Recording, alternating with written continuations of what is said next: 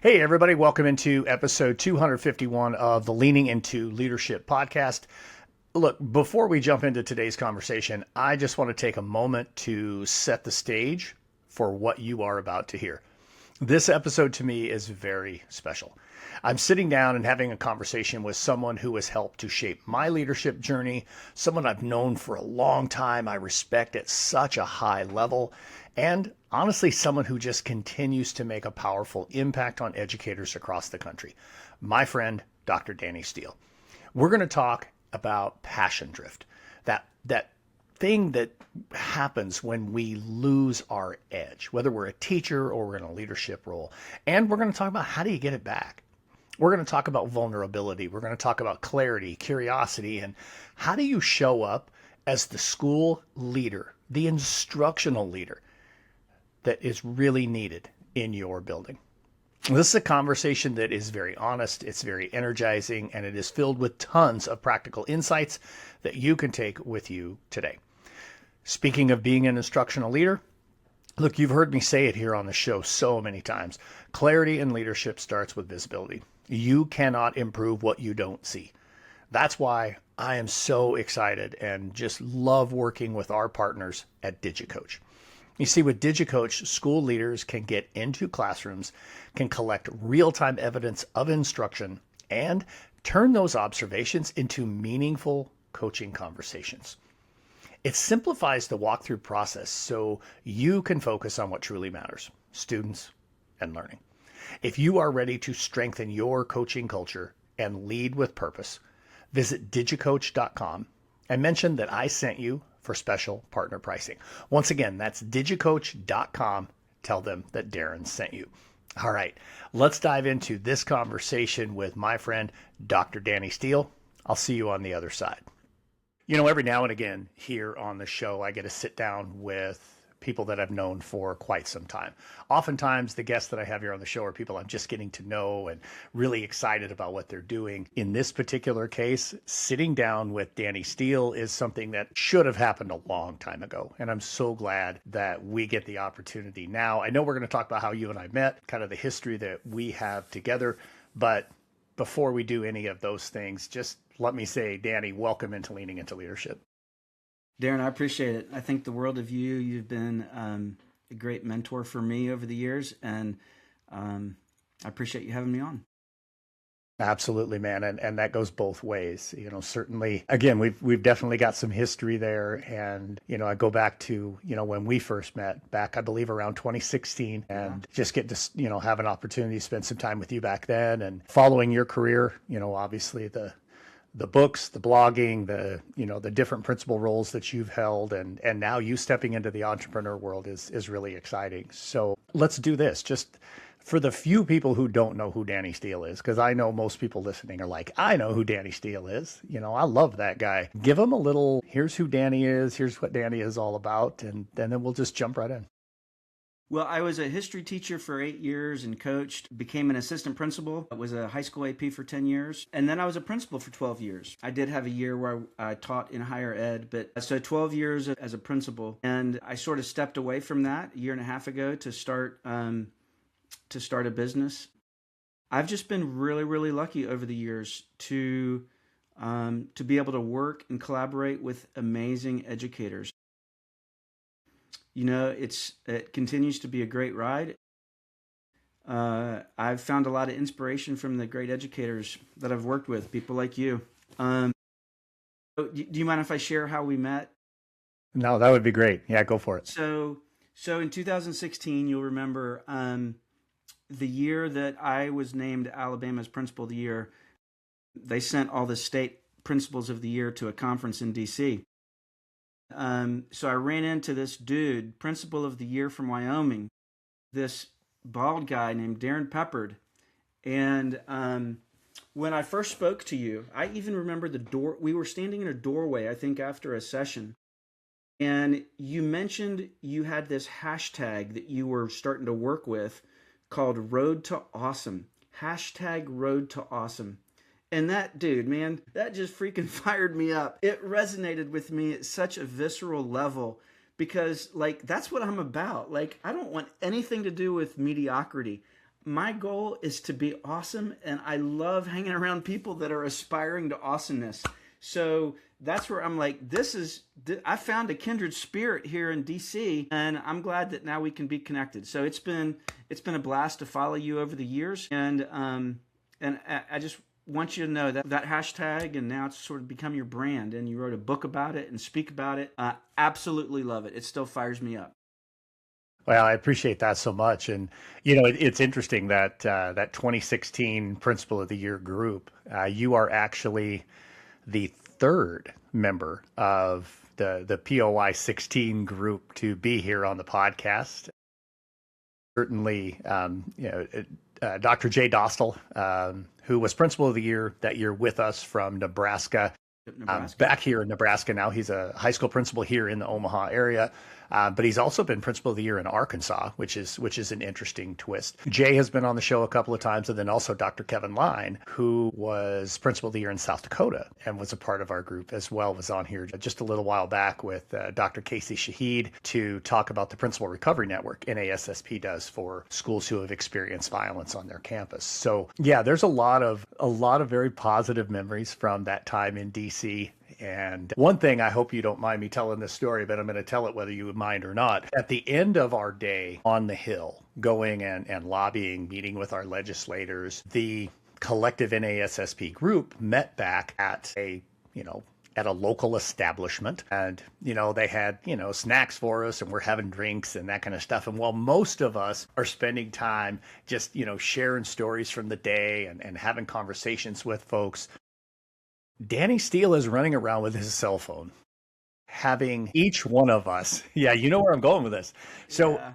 The campus that Danny was on, they were the Warriors, and he opened his announcements every day, and closes announcements with, "It's a great day to be a Warrior." So every single one of us got to do a little video with, "It's a great day to be a Warrior." And I mentioned to my wife the other day that you and I were going to be recording this podcast, and she's like, "Isn't he the 'It's a great day to be a Warrior' guy?" Even she remembers that. Yeah, I had actually forgotten that, but yeah. That was definitely a memory. Yeah. And that award was certainly a cool thing, but you and I both know behind any successful principal is a faculty that is crushing it. So absolutely, you and I were both riding the coattails of some awesome teachers, and that's important that we're always mindful of that. Absolutely. Well, and I know that's become an area. Not become, it already was back in 2016 for you, well even before that you have just this tremendous heart for educators, specifically for teachers. I remember at the time, and in many ways you inspired me to start blogging a little bit more. You were, your Steele Thoughts blog has been going for a long, long time, and just some incredible stuff that you've shared on there. But I mean, and ultimately that led to you writing a couple of books with Todd Whitaker, which I've got to learn more about how that experience was working with Todd. We all think the world of Todd, but what an experience that had to be. But just that heart, caring about teachers, caring about educators. And I know that's now the work you're doing, is pouring into educators everywhere that you possibly can, in every way you possibly can. I'm curious, I know where it comes from, but maybe share a little bit of why that's such a passion for you, and maybe even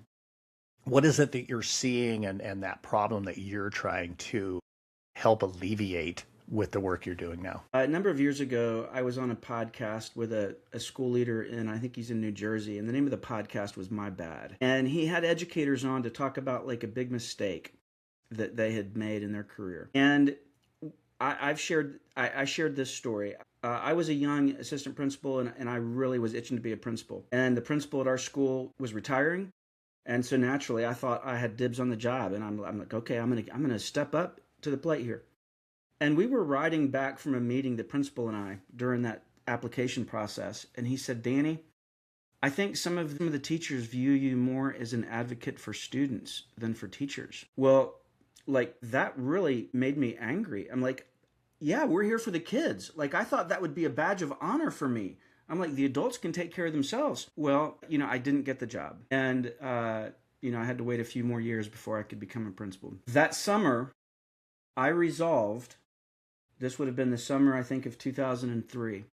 That summer, I resolved that I was going to be a champion for teachers. And I think that this doesn't always come natural for administrators, because most educators, they get into education because they want to make a difference for kids, because they care about kids.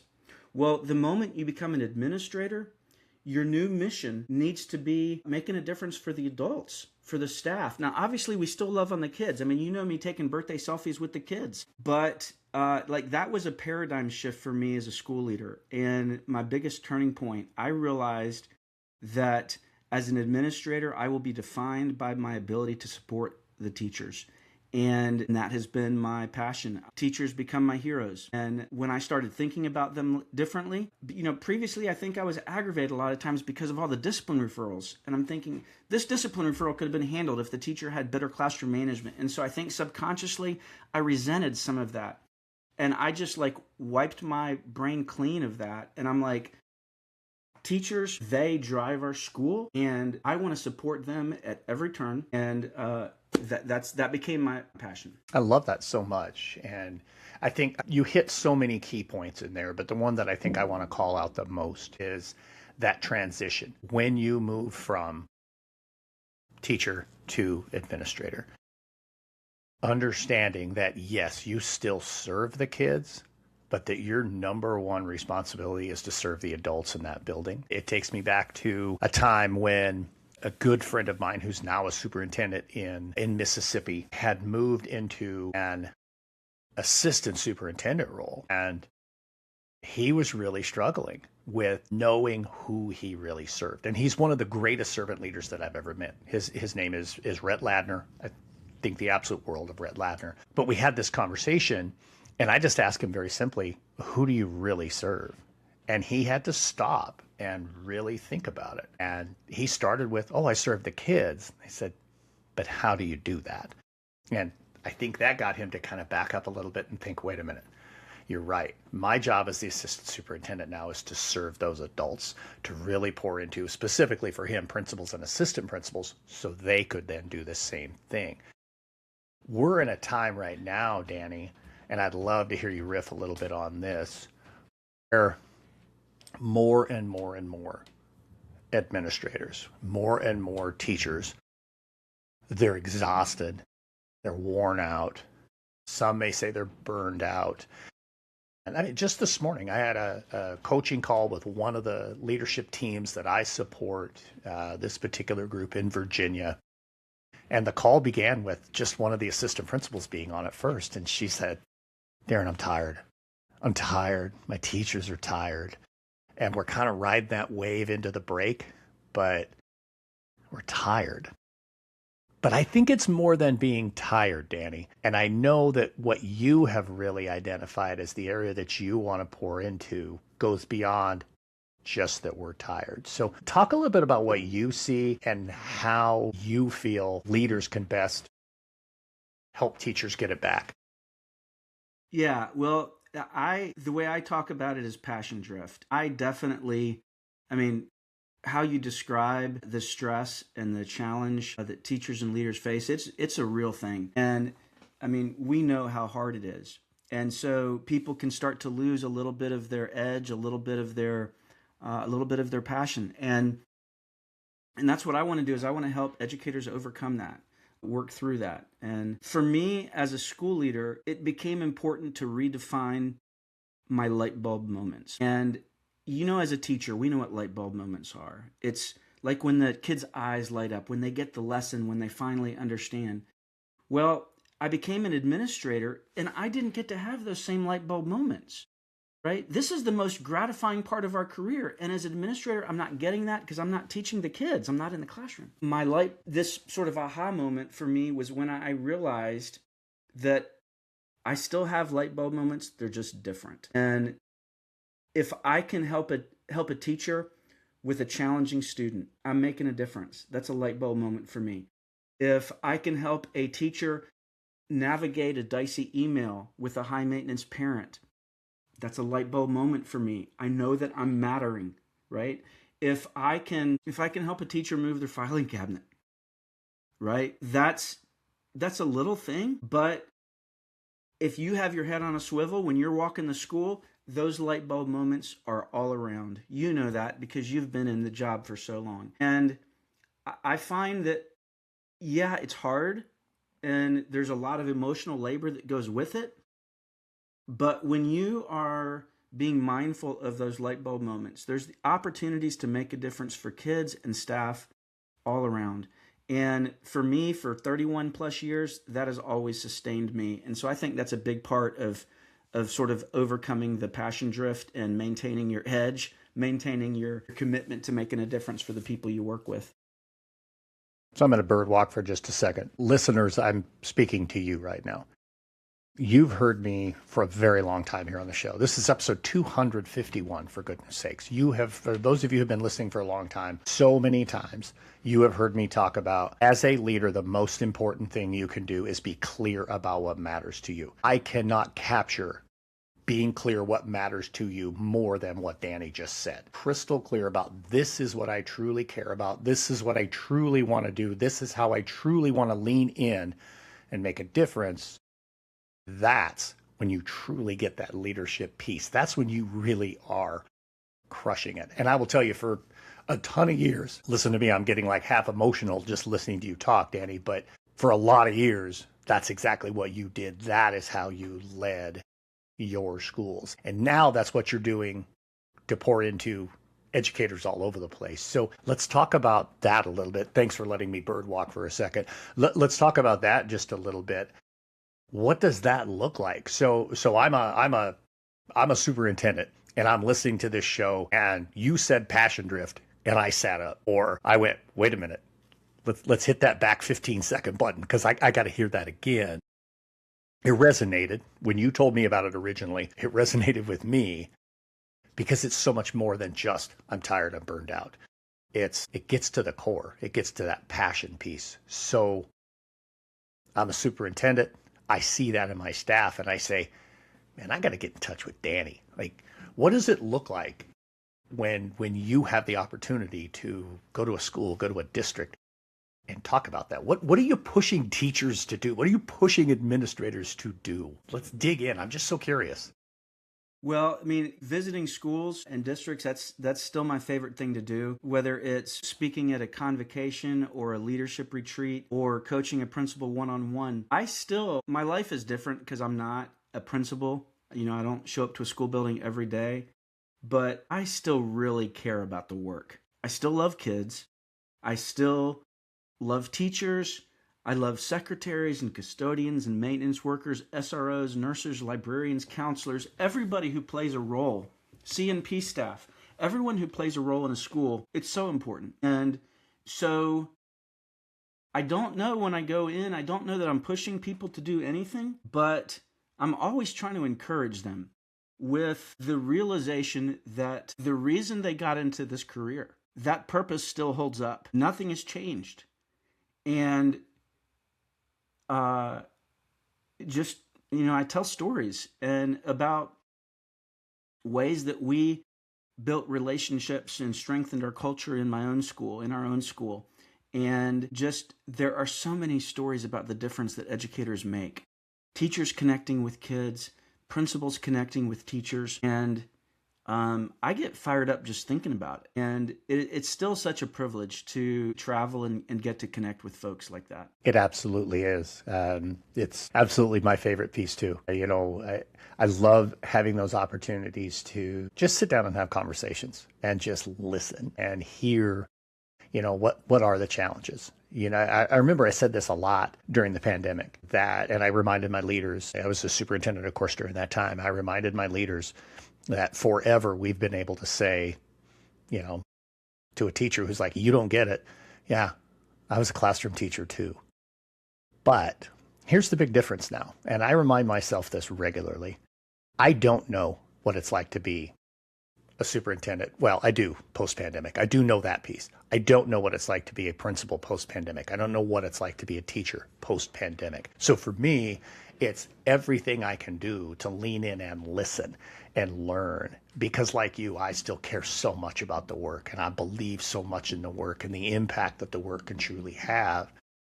I'm curious, when you, let's talk specifically about the leaders, and then I want to talk about your new book too, because I know that targets the leaders as well. But let's talk about those early leaders. You talked about my bad when you were a early career leader, when you were in that assistant principal role. We've made mistakes early in our career. So if the early career leader, the person who's new in the principalship, the person who's new in the assistant principal role, is listening right now, what would you give them for a piece of advice to help people when they are in that passion drift? One of the things I realized early in my administrative career is the significance of insecurity. That I feel like when you look at dysfunctional dynamics in an organization, or when someone is underperforming, you can almost always trace it back to some form of insecurity. And oftentimes with school leaders, when they're young, when they're early in their career, it's easy to feel a little insecure. But the effect of that insecurity though is it manifests in not sharing some of your authority, not collaborating with your teachers like you should, not relying on a leadership team, not trusting people to kind of do their job. It can lead to some micromanagement. And so I realize you just can't tell someone hey, you need to be more secure, you need to feel more secure. I realize you can't say that, but I would encourage school leaders to not lose sight of the powerful role of vulnerability. That, like, your teachers don't expect you to know everything and to be everything to everybody. They want you to care about kids. They want you to support them, and they want to know that you're the real article, that you're the real deal. And then sometimes you fumble. Sometimes you fumble your way through stuff, but that's okay. When you screw up, apologize. Do your best to right the wrong, but you're not perfect. And so it's easy for school leaders to think that they've got the weight of the world on their shoulders and they need to do everything perfectly, and that's just is not happening. And when you pretend that it's happening, it actually undermines your authority because people know you're full of it, right? And you're not authentic. So just take a deep breath and just keep loving the kids and support the staff. And it's hard to go wrong when you're doing that. And when you're leaning on the other leaders in your building and collaborating, that's the formula right there. Absolutely. And man, you're taking me back to, my first couple of years and some of the struggles that I had, and everything you just described, trying to be everything to everybody, and, trying to be perfect from day one and only get better, and some of those things. So here's another area too that I think is important, and this dovetails well into your new book. And that is, as the school leader, you've got to be the instructional leader on your campus. And, your new book, The Instructional Leader in You, 10 Strategies for Every School Leader. Super excited about this brand new book. It just came out here within the last couple of days. We'll have a link in the show notes, by the way, folks, for you to go and grab copies of that and that type of thing. Let's talk a little bit about that instructional leader role. That's something certainly with me, all the leaders that I coach around the country, they know, especially when I'm on campus, we're not going to sit in the office and sit and talk. We're going to get out. We're going to go into classrooms, because I'm going to get in the classroom and really, truly be that instruction leader. Not just be there, but truly be the leader. So I'm going to turn that over to you, because I want to hear your perspective. I want our listeners to hear your perspective on why do you need to be the instructional leader. And maybe not all 10, but let's talk about one or two strategies that you share in this new book. Yeah. So, schools don't exist so the adults can have jobs, right? Schools are for the kids, and the core business is teaching and learning. And every principal, they know, they feel like they need to be the instructional leader. They want to be the instructional leader typically. Certainly the superintendents want principals to be the instructional leader. But in my experience, Darrin, that was, I always had that on a pedestal, this concept of instructional leadership. It was this kind of nebulous idea that I felt like you needed have a PhD in curriculum instruction, and you needed to know all the latest brain research. You needed to know about Hattie's best practices, and you need to know how to lead the PLCs. You got to know how to do the evaluations and all the look-fors. You need to understand how to disaggregate the data. Like, that's overwhelming. And most principals are just trying to make it through their day, right? Exactly. And Yeah. so, like, principals are torn in so many directions, and they're running around putting out fires, and they want to be the instructional leader. They want to get in classrooms and have meaningful dialogue with teachers, but they feel torn in so many directions, and the management can weigh upon them. So that was kind of the inspiration for this latest book. Is I wanted to help school leaders reconceptualize what it means to be the instructional leader, and that by embracing some basic strategies, or kind of shifting your thinking a little bit, you can really move the needle with teaching and learning without all of a sudden acquiring a whole bunch of new expertise. Like, just because you were a PE teacher and coach, now you find yourself a principal and you're the instructional leader working with a calculus teacher. So what does instructional leadership look like there, right? You don't know calculus. And so, in the book, I talk through that in the very strategies, how you can still be that instructional leader. Yeah, absolutely. And, I was, reflecting back. I had an opportunity, obviously, to preview the book and, to offer some words of praise for the book. But the thing that really struck me, I mean, there are 10 very, very strong strategies in here. But one of the things that I love to push leaders on, you went at from the very beginning of the book, and that is simply leading with a curious mindset. So I can't end this podcast without us talking about the curious mindset for an instructional leader. Why is this so important, and how do instructional leaders use that curiosity to drive better instruction? Yeah, well, first, thanks again for taking time to review the book and offering those kind words about it. One of the strategies, is culture, because the right, teaching and learning doesn't happen in a vacuum. It happens in the right culture. And so that's the last chapter of the book. In a lot of ways I was tempted, like, culture is in a lot of ways my wheelhouse. So I was tempted to put that at the beginning, but curiosity really needed to be the first chapter, because curiosity is what compels you to even care about the culture, right?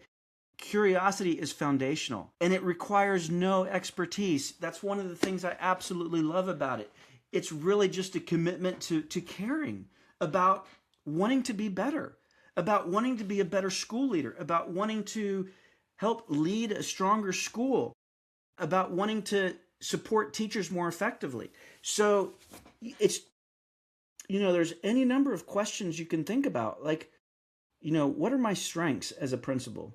What are my areas for growth, right? Those are questions. What type of support do my teachers need? I wonder. There's a book for marriage, The 5 Love Languages. Well, you can sort of apply that to teachers. Different teachers need different types of support. They want different types of support. They're at different levels in their career. And so that might look differently. And so being curious about that. I talk about taking some time to wonder about things. I wonder what the best bell schedule for our students would be. I wonder how AI is going to change the way we deliver instruction and assessment. I wonder if our teachers really understand how the high stakes testing in the spring is going to take, just asking questions is what leads to growth. But it starts with caring to want to get better, and then just being relentless about asking questions. And I will point out, all of these chapters, they go together. There's a whole lot of overlap, and they complement one another, because another strategy is vulnerability. And so I won't talk a lot about that now, except to say there is a level of vulnerability required in being curious, right? You have to ask questions. Absolutely. Sometimes when the answer might be uncomfortable. Even asking the question is an admission that you don't have all the answers. So that's where, insecurity can be a barrier to this important strategy of being curious and asking questions. Absolutely.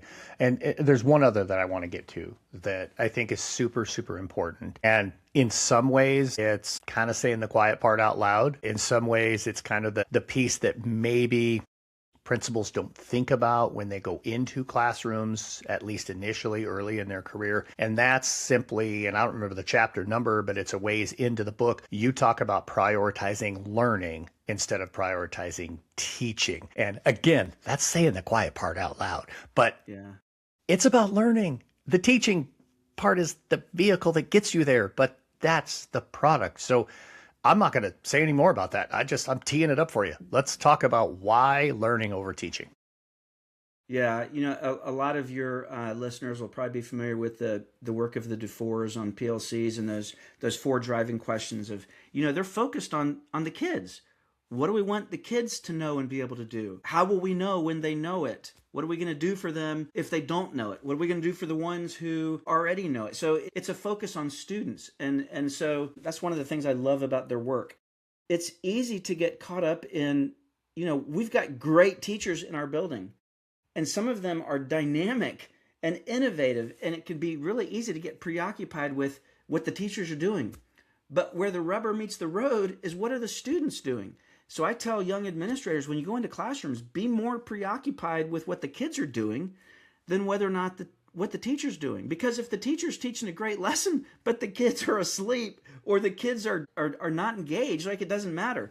So being willing, part of instructional leadership is helping teachers really be focused on the results of their work.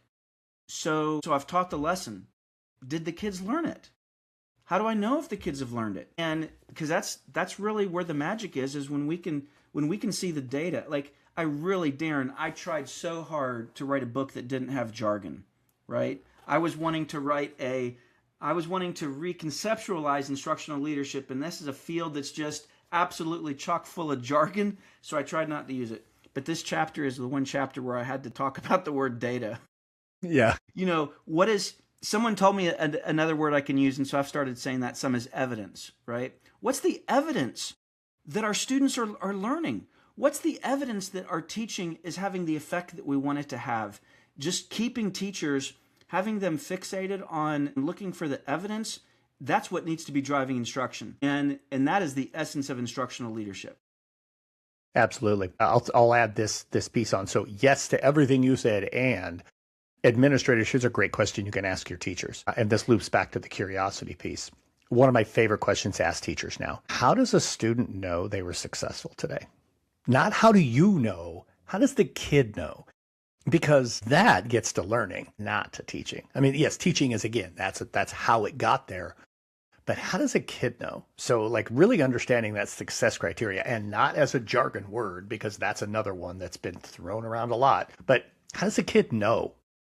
Yeah, I did learn that today. Or yeah, I am successful today, and here's why. Not, whatever. Like the teacher says, oh, well, here's what I said, or here's what I did. Yeah, I taught a great lesson, but did they even get that? And I know we can riff on this stuff for hours and hours and hours, and I'm loving this conversation so much. But we're at that point in the show, Danny, where I'm going to ask you the same question I ask everybody here on the podcast. This is the Leaning Into Leadership podcast. So how are you leaning into leadership right now? Well, leaders, one of my core philosophies about leadership is a commitment to collaborating with others and learning from others. And I've talked to you a lot about this new time in my life where I'm sort of writing my next chapter, and I'm fumbling my way through sometimes and don't know what I'm doing. And so I'm doing everything I can to learn from people like you and others who have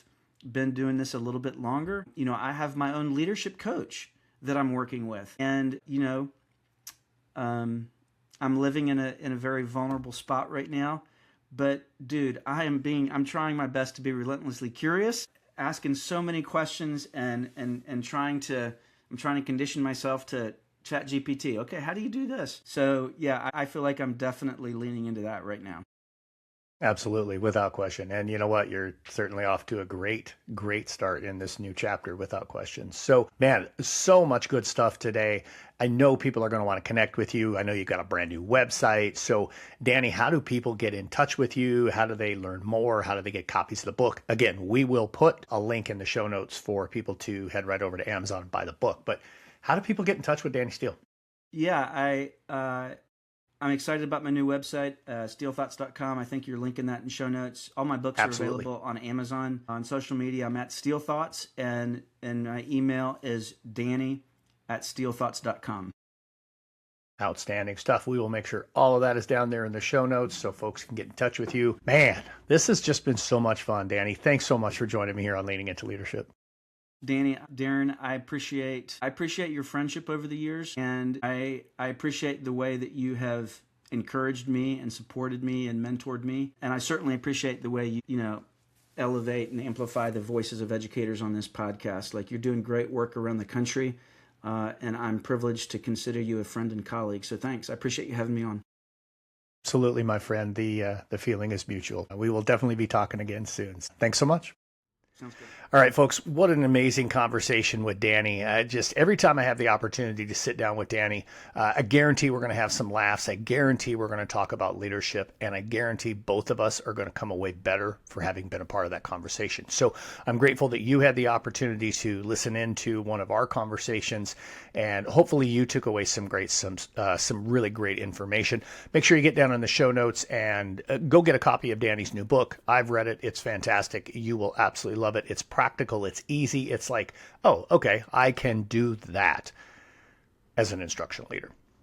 And now it's time for a pep talk. So earlier today, I had a conversation with a leadership team that I support. And as the conversation began, it was just one of the assistant principals. And then the other two ended up joining the call a couple of minutes later. But as I was having this conversation with this assistant principal who is in her second year, she's doing a fantastic job, by the way, just grows leaps and bounds. Like every time we talk, I'm so impressed with her. But she said to me today, when I asked her how she was doing, she said, Darrin, I'm tired. I'm tired. My staff is tired. We're worn out. Behaviors are increasing. People are shorter with their patience and with their temper. And I'm just tired. Hey, here on the Pep Talk today, I just want to simply tell you this. You're not alone. You are not alone. Honestly, if you're not tired at this point as a leader, you're probably not doing the job right. I want to reinforce that it's okay to feel that way. It's okay to acknowledge that as a leader, hey, I get tired sometimes. I get a little worn out. It's also okay to tell your teachers that it's okay to acknowledge that. Lean into them, give them some support, give them a little bit of love, and let them know, hey, I see you, I hear you, I value you, and I trust you. Because here's the bottom line, leaders. That's how I feel about each and every one of you. Every one of you listeners who join us each and every week here on the podcast, I see you, I hear you, I value you, and I trust you. Thank you so much for joining me here on the Leaning Into Leadership podcast. Folks, get out there, have a road to awesome week.